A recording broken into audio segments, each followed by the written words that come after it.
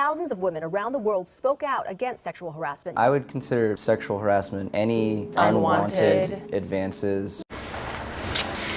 We see it happen everywhere, at any time. 78% of women have experienced sexual harassment in public spaces. Men need to hold other men accountable. Smile, sweetie. Come on. To say the right thing, to act the right way. Bro, not cool, not cool.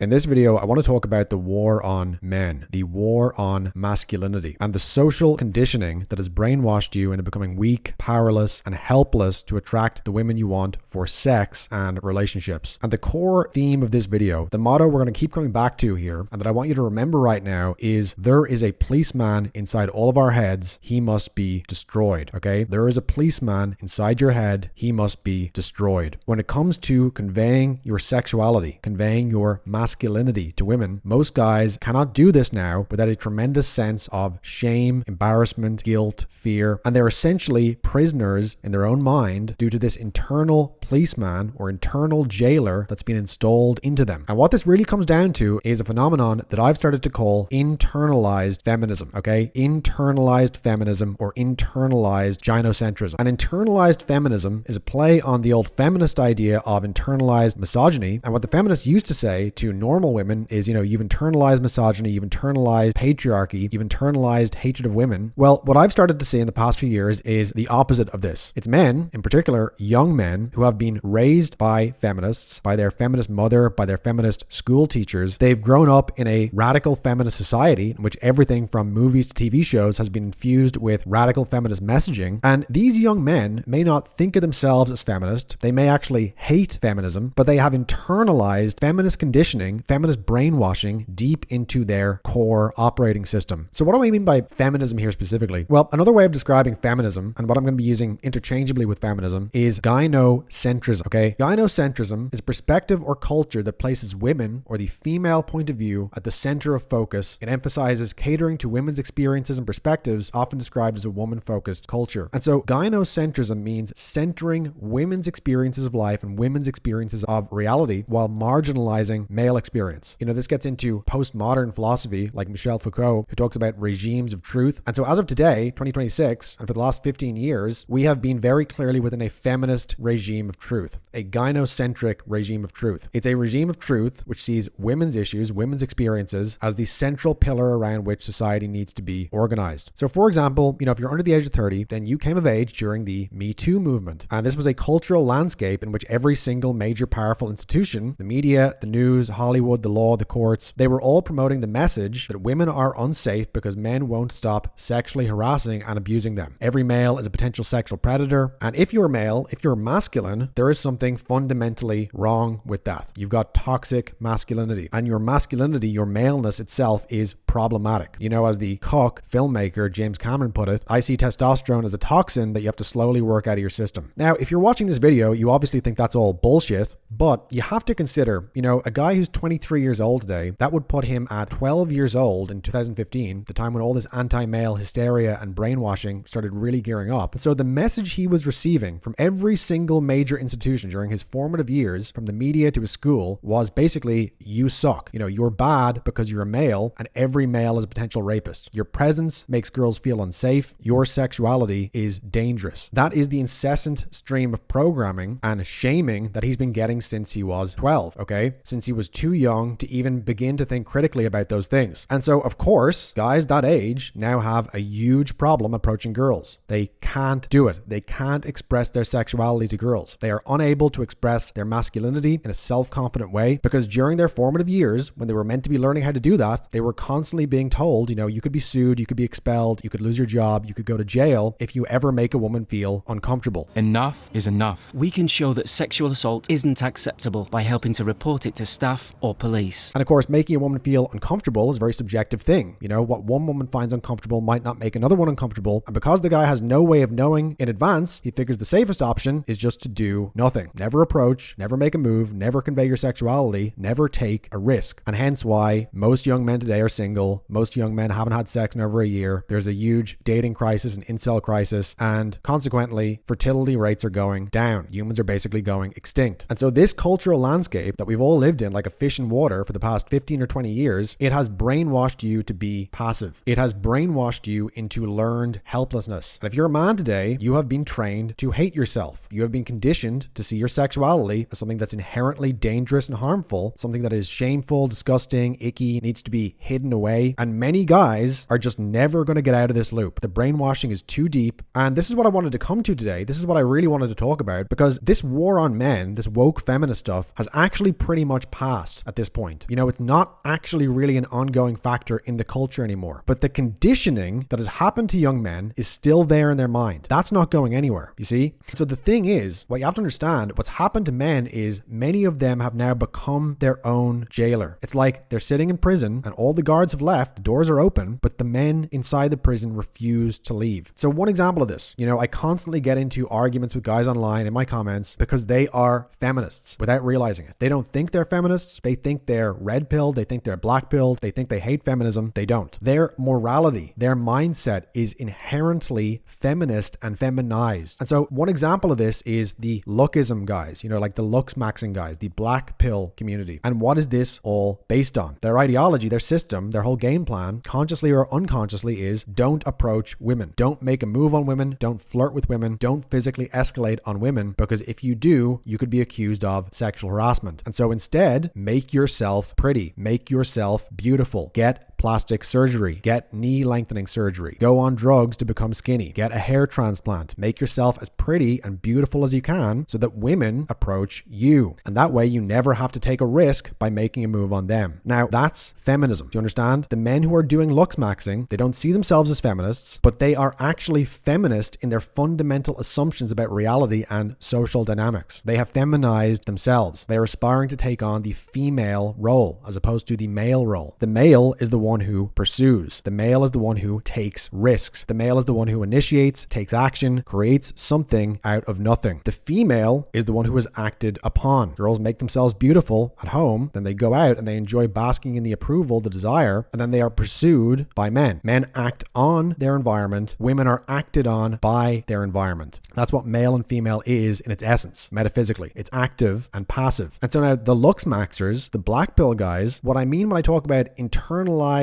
feminism is that their highest aspiration in life is actually to be in this female role. It's not based on taking any risk. It's not based on acting upon the world. They want to be acted upon by the world. They want to be in the passive role with girls in the active role. They want the girls to approach them, to compliment them, to make the first move on them, because so long as she makes the first move, then he never has to risk being rejected or making her feel uncomfortable. And again, for a man who's been brought up in feminism and gynocentrism, for a man who has internalized gynocentrism, the female perspective, making a woman feel uncomfortable is a fate worse than death. And so everything they do is about avoiding that. Everything. Because again, they're seeing the world fundamentally through a female perspective where making women feel uncomfortable, making women feel unsafe is the worst thing that could happen. Worse than even the human race going extinct. Another aspect of this, internalized feminism. Feminized males are incredibly prone to embarrassment. To be embarrassed for them is the ultimate form of pain. And what is that fear of embarrassment? Where does it come from? It's a fundamentally feminine impulse, a feminized impulse. That's because for women, the approval of the group is everything. You know, women are naturally very conformist. They seek social consensus. They're very, very conflict averse. They don't like getting in fights. They don't like getting in arguments. They don't generally stand up for themselves. They're less assertive. And women will do anything they can to be in harmony with the group, to be approved of by the group, to avoid embarrassment, which is basically an emotion that happens when you feel that you're being judged by someone else or when someone else or a group disapproves of you. Now, in women, those tendencies are natural, they're totally normal, and they're ultimately good. You know, women are not supposed to be trailblazing mavericks who stand against social conformity. Okay, it's not their role. Men are, though. Traditional masculinity is about rugged individualism. To be a man means to stand up for what's right, to do what you need to do, regardless of what anyone thinks about you, regardless of whether, you know, you feel embarrassed. Men should not feel embarrassed. It's not a male impulse. But again, men who have been brainwashed by feminism, like young men today all have. They've been brainwashed to hate themselves, to hate masculinity, and by extension, they've been brainwashed to see the feminine virtues,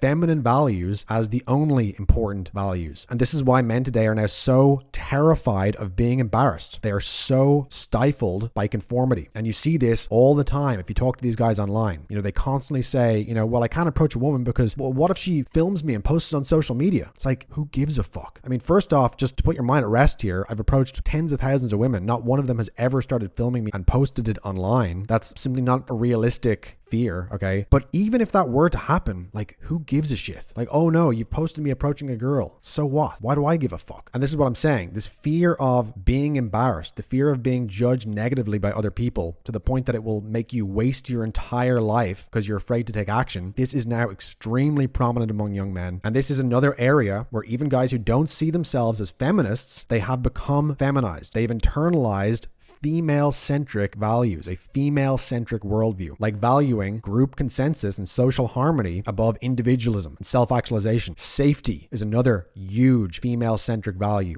Safety and safetyism. We saw this during COVID. Seeking safety is female. It's natural for women to seek safety as opposed to risk. Seeking risk is male. Men are supposed to seek risk. They're supposed to be more comfortable with taking risks. Anytime you find yourself seeking the safe option, doing only what's safe, that is, again, you have been feminized. You have been brainwashed by a culture that promotes female values like safety and conformity, and which demonizes and marginalizes male values like risk-taking and rugged individualism. You are trans. So how do you reclaim your masculinity? How do you fight back against this war on men? How do you get your balls back and destroy this anti-male brainwashing that's been stopping you getting laid? Well, what it really all comes down to is that you need to become more psychopathic. The future belongs to psychopaths. Belongs specifically to high-functioning psychopaths, or what are called pro-social psychopaths. A pro-social psychopath is a term often used to describe an individual who exhibits key traits of psychopathy, such as lack of empathy, shallow emotions, and boldness, but who channels them into socially acceptable, helpful, or productive behaviors rather than criminal ones. While they share the underlying callousness of psychopathy, these individuals may act as charismatic leaders or altruistic yet emotionally detached benefactors. And this is my main prescription to young men today, to all men really, and particularly when it comes to dating, to approaching women, also to things like business, making money, getting your life together. You need to become more psychopathic, okay? That's the solution for the vast majority of guys who are struggling right now with women and with their career, or the lack of it. It's not therapy. It's not talking more about your feelings. It's not meditation or stoicism or watching more podcasts, but cold, hard, unemotional, high agency, high functioning psychopathy. Okay. That's the fucking holy grail. Doing whatever the fuck you've got to do to make it happen. Even if you got to bend the rules, even if you've got to break the rules. This is the answer for young men today. Becoming a psychopath is the solution. Being extremely selfish, bold, risk-taking, invulnerable to embarrassment, invulnerable to social anxiety or caring what people think about you. Just turn those things off, turn them down, turn them off, throw away the dial. And so, in a sense, a lot of the radical feminists are actually right about masculinity, about maleness. To be highly masculine means being psychopathic. Psychopathy is simply extreme masculinity. It's masculinity in its most concentrated form. And this is why I say the future belongs to psychopaths. That's why high-functioning psychopaths are, in my view, actually like a more evolved form of life. They're the next stage in human evolution. So key traits of psychopathy, in case you're not aware, are impaired empathy, boldness, disinhibition or risk-seeking, egocentrism, superficial charm, and immunity to stress. Now, those 6 traits that they list there as the key traits of psychopathy, they are basically the exact qualities you need to show you have to be attractive to women. They're also pretty much the most important traits for success in life. So number 1, boldness. That means taking action, not giving a fuck what anyone thinks of you. Having a bias for action, a bias for just doing something as opposed to sitting still, being passive, being obedient, following the rules. You can't get the girl by following the rules, ever, okay? You can only get the girl by breaking the rules, by going against social conformity. The most basic level, you have to go up and approach her, even though nobody wants you to do that, okay? Nobody's on your side, nobody's rooting for you, nobody's hoping you will approach her. You have to take your own side. And this requires boldness. It requires a certain selfishness. Stay down.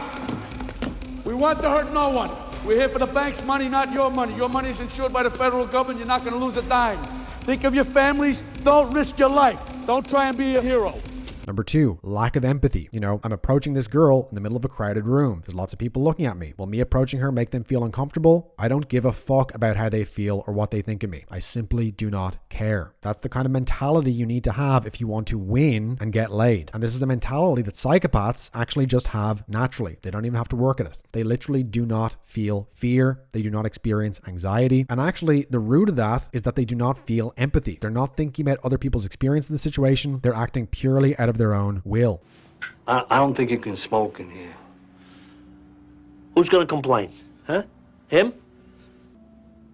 And this is a good thing, actually, okay? This is a trait you need to cultivate on purpose. Empathy, putting everyone else's experience of life ahead of your own, that's a pathology, okay? That's sick. It's suicidal empathy. Having empathy in general is good, okay? It's useful, but the problem is most men have had their empathy turned against them by this conditioning. They've had their own conscience turned against them. And psychopaths don't have that problem. And that's why psychopaths will inherit the earth. In a system that primarily relies on empathy, embarrassment, guilt, and shame as its primary form of social repression, men who don't have empathy, men who don't have embarrassment will come out on top. Number 3, disinhibition. This is another thing that psychopaths typically exhibit. So what is that? It means not being inhibited, not feeling stifled, not feeling ashamed of yourself, not being able to be embarrassed. Let's fuck! I'll fuck anything that moves! This is very, very important with regards to the war on men. The war on men, okay, all this feminist conditioning we're talking about, it is mainly about using embarrassment to control you, okay? It's very rarely actually about using the legal system or actually overtly punishing you. It's about using embarrassment, fear of social disapproval to keep you in line. They want to make you feel insecure. They want to make you feel small and pathetic. They want to make you feel low status or make you feel like people will laugh at you if you step out of line. And the best way to fight back against this is, again, become more psychopathic, become more uninhibited, lose any sense of embarrassment, lose any sense of shame. I've talked about how men are afraid to approach women now because of all this conditioning, but it actually goes beyond even that. Most men now are actually too ashamed and embarrassed to even just go to a bar and stand there and just simply take up space. Like, not even to approach a woman. Just forget about that for now, but just go out to a bar on your own, okay? No friends, no wingman. Stand there with a drink. Don't look at your phone. See how you feel.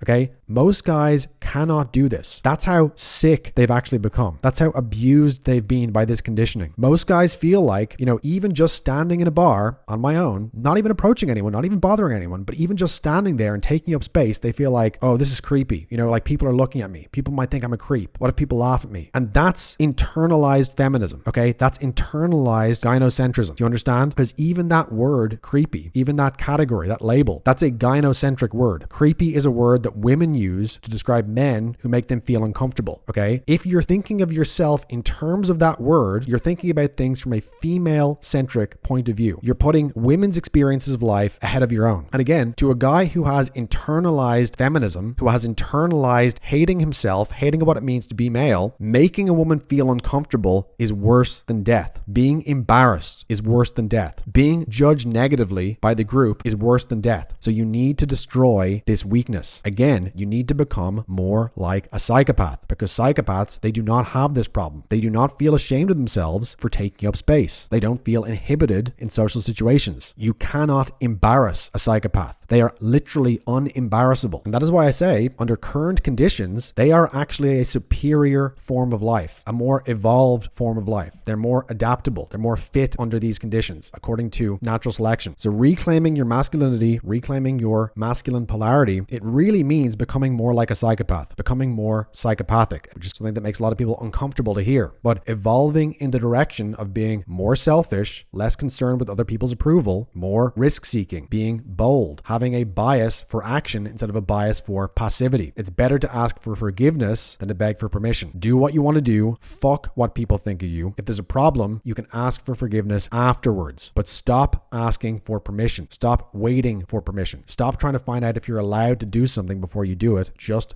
fucking do it. And this goes way beyond just getting girls. This is also the key to success in life. It's the key to success with money in your career. You have to be more bold, more psychopathic, high agency. Stop waiting for someone to give you permission. Just do things. You know, many of the biggest companies in the world started off as borderline criminal enterprises. Uber, for example, was illegal when it first started. They were breaking local taxi and transportation laws. But they got so big that it became impossible to enforce the laws against them. And so once they were established, they had the law changed. That's the model here. You want to start a business, you want to be successful, you need to start thinking like a criminal. You can't get rich by following a checklist or following all the rules. You actually have to go against the rules much of the time. What gets you money in the market is the same thing that gets you girls in the club. Stop being such a little rule follower. Stop being such a fucking conformist. Stop wondering if you're allowed to do something. Stop waiting for permission to do things. Just fucking do it. And then you can make it right and you can smooth things over afterwards, after you're successful. That's how the elite thinks. That's how they got to that position. By being criminal in their mentality, by being bold, have a bias for action, move fast and break things. It's better to be a pirate than join the Navy. Is that what you would advise an entrepreneur today? It's just for those few people, those who are utterly determined to be rich.